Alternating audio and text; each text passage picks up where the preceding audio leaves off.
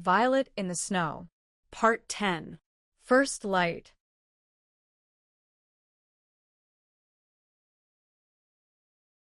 The first snow came softly, like a breath held between pages. Violet stood at the window, watching flakes drift past the golden leaves still clinging to the trees. The forest was quiet, reverent. She pressed her hand to the glass and whispered, "It's time." Her manuscript, Echoes in the Pines, was nearly complete. The final chapter sat open on her writing table, waiting for the right words. She didn't rush. She knew now that stories, like seasons, arrived when they were ready. Outside, Ash padded through the snow, his fur blending with the frost. He paused near the lanterns, now dusted with white, and looked back at the cabin. Violet smiled.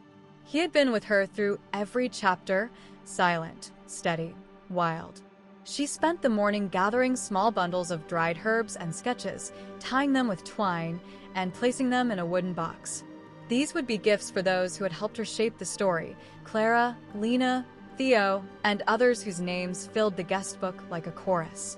That evening, she lit both lanterns and placed a third between them, a new one, carved from driftwood and etched with a pine spiral. Its light was softer, amber and blue, like dawn and dusk meeting in the middle. She stepped outside in her gray scrubs, now patched and softened by time, and stood beneath the falling snow. The forest was still, but not empty. She could feel it listening. Then, from the trail, came the sound of footsteps. Clara appeared first, bundled in a wool coat, carrying a satchel of fresh sketches. Behind her came Lena, harp slung over her shoulder, cheeks flushed with cold. Theo followed, holding a lantern of his own. Others emerged, familiar faces, new ones, all drawn by the quiet glow. They gathered around the cabin, no longer guests but companions. Violet welcomed them with tea and warmth, and when the fire was lit, she read aloud the final lines of her book. "We are not what we leave behind.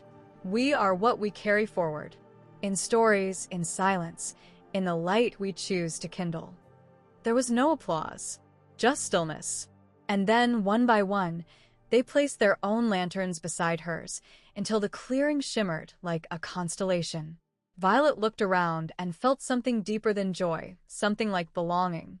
And as the snow continued to fall, she knew this was not the end. It was the beginning of a shared light.